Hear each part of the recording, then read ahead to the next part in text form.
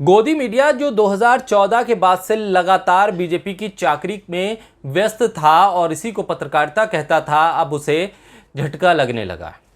जो गोदी मीडिया ये समझता था कि चाटुकारिता करते करते, विपक्ष को आड़े हाथों लेते लेते वो सत्ता का बेहद करीबी हो गया है, प्रधानमंत्री मोदी के जो कैबिनेट है उसके मंत्रियों का करीबी हो गया है, तो इस भ्रम को तोड़ दिया खुद मोदी कैबिनेट की मंत्री ने। जी हां, दिन रात नफरत पिरो कर देश में नफरती माहौल खड़ा करने वाले गोदी मीडिया के सबसे बड़े एंकर के साथ जो कुछ हुआ, उसके बाद तमाम गोदी एंकर सकते में। अब तक इन गोदी एंकर्स को यह लगता था कि वो जब बीजेपी के लिए बैटिंग करते हैं तो वो करीबी होते जाते हैं और उनका मान सम्मान बीजेपी की नजर में, बीजेपी के नेताओं की नजर में, मोदी कैबिनेट के मंत्रियों की नजर में, बीजेपी के मुख्यमंत्रियों की नजर में बढ़ता जा रहा है। लेकिन यह भ्रम टूट गया। यह भ्रम टूट गया तब जब आज तक के प्लेटफॉर्म पर सुधीर चौधरी की भयंकर बेइज्जती हो गई और सुधीर चौधरी को याद दिला दिया गया कि आप तिहाड़ जेल में क्या कर रहे थे। और इस बार सुधीर चौधरी को तिहाड़ जेल की याद किसी ऐसे पत्रकार ने नहीं दिलाई है जो सत्ता से सवाल करता है, या फिर विपक्ष के किसी नेता ने उनको इस बात की याद नहीं दिलाई है, बल्कि उस नेता ने सुधीर चौधरी को तिहाड़ जेल की याद दिलाई है जिसकी चाकरी सुधीर चौधरी दिन रात करते हैं। बोलता हिंदुस्तान पर मैं हूं आपके साथ फिरजा शाकिर अली बेग। सुधीर चौधरी के मंच पर मोदी कैबिनेट की सबसे ताकतवर कद्दावर मंत्री, अमेठी से सांसद स्मृति ईरानी मौजूद थी। स्मृति ईरानी ने जो मंच पर कहा, उसके बाद सुधीर चौधरी भी हक्का बक्का रह गए, परेशान हो गए।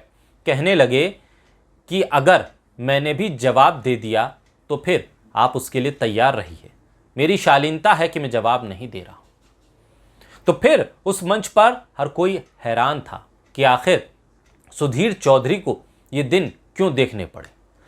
वो सुधीर चौधरी जो दिन रात बीजेपी की तरफ से तारीफों के पुल बांधते थे, बीजेपी अगर दिल्ली में हार जाती है तो दिल्ली वालों को अनपढ़ गवार और फ्री की चीजें लेने वाला बता रहे थे, वही सुधीर चौधरी जब आज तक के मंच पर एक टमाटर को लेकर सवाल कर देते हैं तो स्मृति ईरानी उनको तिहाड़ जेल की याद दिला देती है। यानी कह देती हैं कि अगर महंगाई पर, बेरोजगारी पर, शिक्षा पर मुझसे सवाल करोगे तो याद रहे कि तिहाड़ जेल भी जा चुके हो। अगर राहुल गांधी पर सवाल करते रहोगे तो कुछ नहीं होगा, तुम्हें इनाम मिलेगा।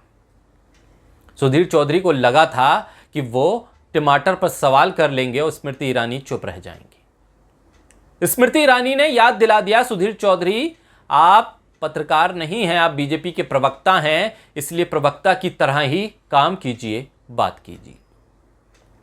सवाल तो रवीश कुमार ने भी ट्विटर पर उठा दिया और जाहिर सी बात है, जब एक पत्रकार को जेल जाने के डर से चुप करा दिया जा रहा है सिर्फ एक टमाटर के सवाल पर, तो फिर इन चैनल्स के मालिकों का क्या हाल होगा। उनको न जाने कितनी बार चुप कराया होगा, जेल जाने का डर दिखाया होगा, न जाने कितने मौकों पर उनको ये बता दिया गया होगा अभी तो सिर्फ जेल की बात है, फिर ईडी, सीबीआई से लेकर तमाम एजेंसियां हैं, इसलिए हमारे खिलाफ न दिखाओगे, न बोलोगे, न सुनोगे, और जो ऐसा करेगा उसको नौकरी से निकालोगे।